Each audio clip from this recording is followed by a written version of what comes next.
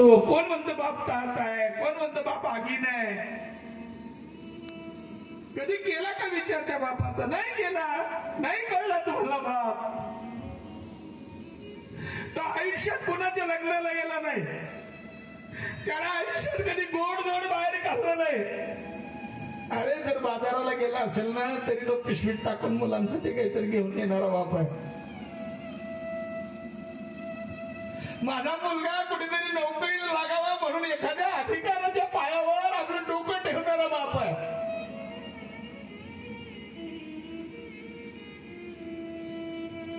माझ्या लेकरानं मोठं शिक्षक व्हावा म्हणून 10-10, 20-20 लाख रुपये त्या अध्यक्षाकडे देणारा बाप आहे. माझी किडनी विकल्या गेली तरी चालेल, फक्त माझं पोरग सुखात राहावं, माझा संसार सुखात राहावा, माझी पत्नी सुखात राहावी, माझी मुलगी सुखात राहावी, एवढी अपेक्षा फक्त त्या बापाला असते. तो बाप या जगातून निघून जातो. आणि ज्या दिवशी बाप गेला त्या दिवशी संपलं सगळं. तुम्हाला तर सांगेल, सगळ्यात जर मोठी पोकळी कोणाला पडत असेल तर बापाची पोकळी मुलीला पडते. बस. कारण बाप गेला की मुलीचं माहेर गेलं, बाप गेला की संपला माहेर.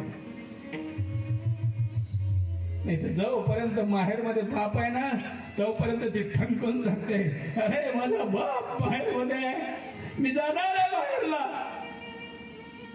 कारण त्या बाहेर मध्ये सत्ता आहे. बाप घरात राहू द्या, दिवाळी जवळ आली की बाप जर घरात राहिला ना तो मुलांना पाय लय अक्कल लवकर, दिवाळी येगी जोडे. आता कोण सांगेल? कोणाजवळ सुख दुःख सांगाल? कोणाच्या खांद्यावर मान ठेवाल? कोणाच्या कुशीत आपलं डोकं घालून रडाल? रडण्याची जागा गेली,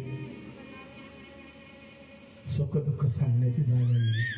ती जागा पुन्हा तुमच्या घरात नाही. गेला ना गेला एकदा, पुन्हा नाही. सांगेल की मला हात जोडून विनंती करेल, दर वर्षाला कीर्तनच ठेवा असं सांगणार मी.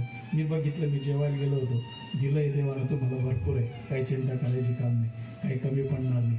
भरपूर तुमच्यासाठी करून गेले, नका जास्त करू, नका कीर्तन कथा कीर्तन करू दरवर्षी. एक नियम घालून घ्या तुम्हा लोकांना, या घरातल्या परिवाराला जास्त नका करू. पुण्यतिथीच्या दिवशी फक्त दादांचा फोटो उतरावा, त्यांच्या गळ्यामध्ये 1-2 मिनिटाचा हार घाला.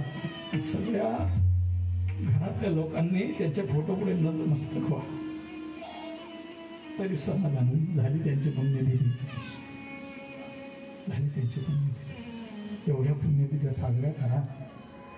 कधीतरी त्यांची आठवण करत राहा. बापाची आठवण वर्षातून 1 दिवस का होईना 1 दिवस करा, तरी तुमचं कर्म चुकेल, तुमच्यावर भगवंताचा आशीर्वाद मिळेल. कारण सांगेल, तो जो आत्मा गेलेला आहे ना तो सगळं इथं सोडून गेलेला आहे, सोबत काहीच घेऊन गेलेलं नाही. जसा आला तसा निघून गेला.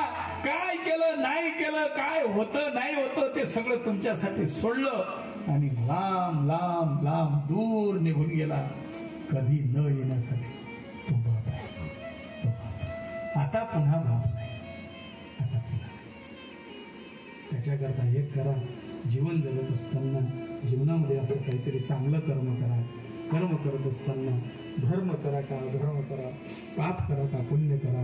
आईसारखं घर आवे राम, और धंदा सब छोरे काम. इतने गोते खाए खाता, जब तू अपना भूल न होता. अंतर्जामी जानत साचा, मन का उपर एकही वाचा. तुका प्रभू देश विदेश, भरिया खाली नाही लेश. झालेली सेवा माऊलींच्या चरणी अर्पण करू. सेवेला इथेच फुलं रान देऊ.